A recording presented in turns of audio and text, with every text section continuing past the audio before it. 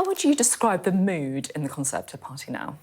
So, look, of course, we have a great opportunity because we know that we're buzzing with ideas. We've got a lot of energy to get things done still. But, of course, there are many challenges facing the country. And, by the way, they'd be facing whomever was in power at this point in time. But the reason I say I think we've got opportunities now is that we're the party who, has managed to get unemployment very low, people in work, and despite the very, very tough times, we've looked after people through the latest crisis, which is the Ukraine war, by, for example, paying around half of people's energy bills this winter. So I think we've got the ideas, but also the practical solutions, not to say there aren't many challenges along the way. I mean, that's the pitch, but what's the mood like?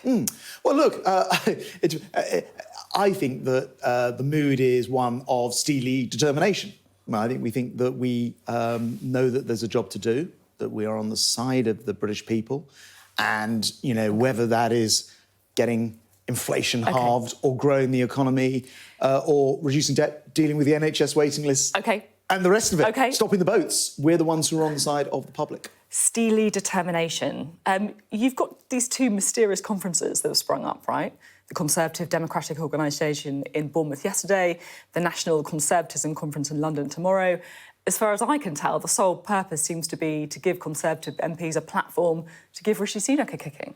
I just think a great party like the Conservative Party, who sort of renews itself by buzzing with energy and ideas, always welcomes the idea that people are thinking through the problems that come ahead. When I was reselected as the MP for Welland Hatfield, my own constituency, my own local association, my own members wanted to know both what my ideas were and tell them about their own. And so it's quite right for MPs to be able to meet, discuss ideas, and then play those into what will be a wider manifesto. It feels like more than just discussing ideas, more than steely determination, doesn't it? Look, Priti Patel has said Rishi Sunak risks being responsible for the managed decline of the Conservative Party after the losses in the local elections. Nadine Dorries said you'd had an astonishing political tumble and you're going backwards. Are they right? Well, look, I simply don't agree. If you look at any party after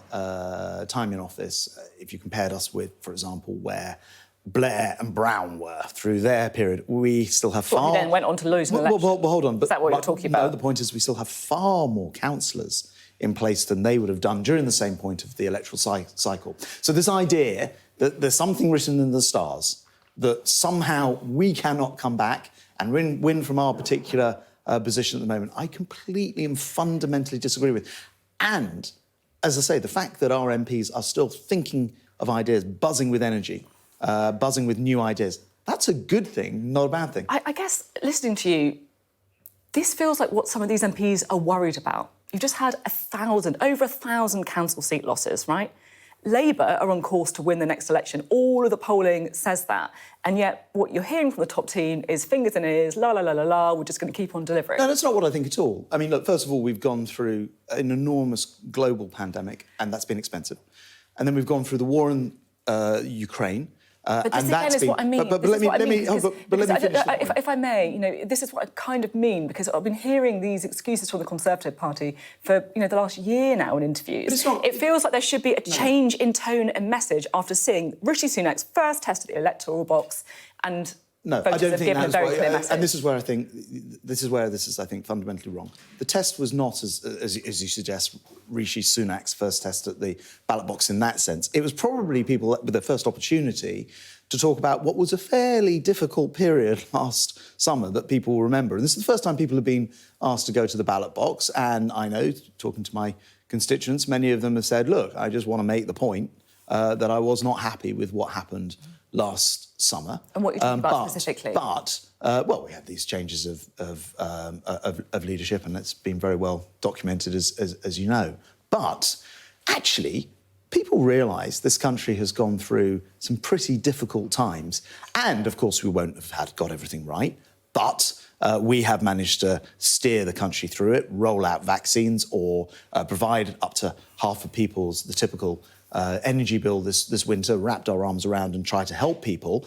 And that isn't going to be easy to do. But Rishi Sunak actually has stabilised the party. I mean, I invite you to imagine, or people who think that, to imagine what it might have been like 4, 5, 6 months ago if the elections had been held there. So managed decline rather than unmanaged decline, is what you're saying. I just fundamentally disagree. And by the way, I think if you are sort of falling into or sharing the idea that it's completely inevitable that Sir Keir Starmer, who one day to the next simply doesn't even know what he believes in, but he'll always go where he thinks it's convenient to go. Look at the things he stood on to become leader of the opposition, which was a radical left platform. Look at the things he's saying now. He'll say whatever it takes. What was the radical left part of his platform? Well, of course, he tried to appeal to essentially... But genuinely, what was the radical left part of his platform that he stood on? Well, for example... What's a policy example? For example, he stood on 10 different pledges, many of which... But which was radical left? If you let me answer the question, many of which carried on supporting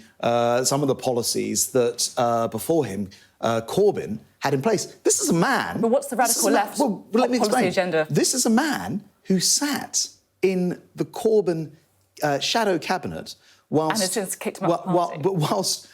And defended, essentially, therefore, Corbyn's anti-Semitism. He defended Corbyn's attacks on businesses, and he carried on playing, not on anti-Semitism, but in other areas, to that agenda in his 10-point plan that got him elected, then dumps it and says, no, I'm ready now to lead the country. And again, you know, today in the newspapers, we learned that he has a plan to change the electoral system, to go further than was the case, for example, even when we were in the EU. So he seems to want to renegotiate Brexit again, so he wants to open that again. Just talking about that, actually, because that is one of the things in the newspapers today. Keir Starmer apparently looking at opening up the voting system so that settled migrants, for example, EU citizens who live, work, pay taxes in the UK, could get the vote along with 16 and 17-year-olds. Not something you support.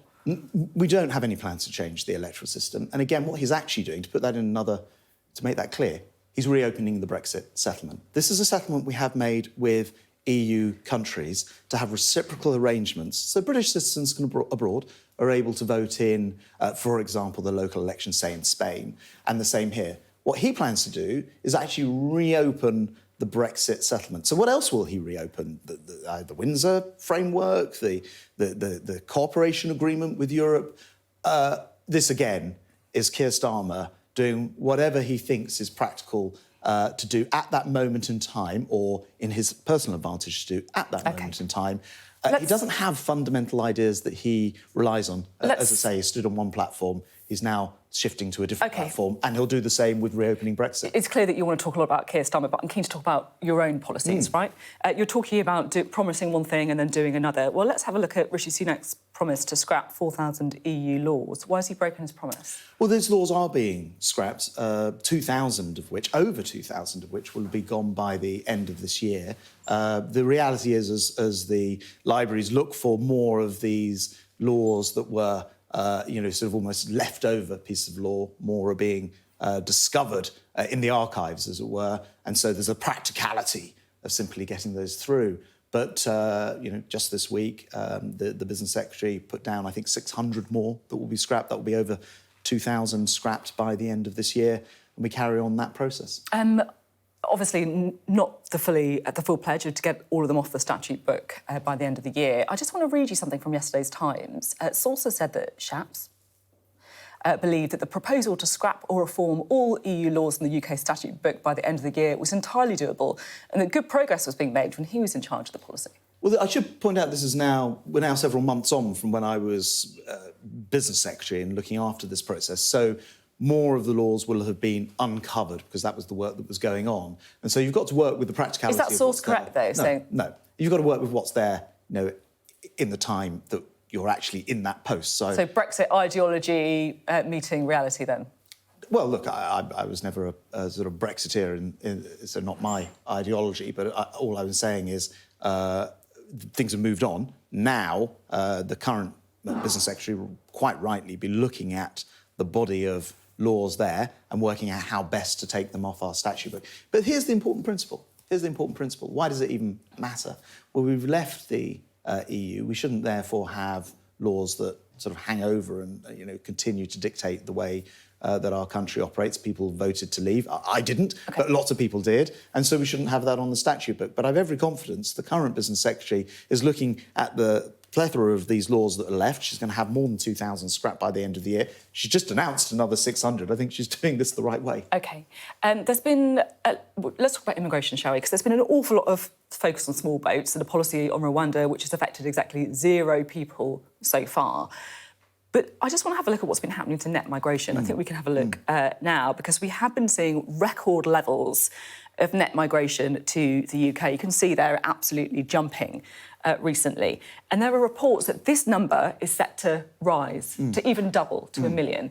Are you in control of net migration? You've just conflated 2 issues, actually.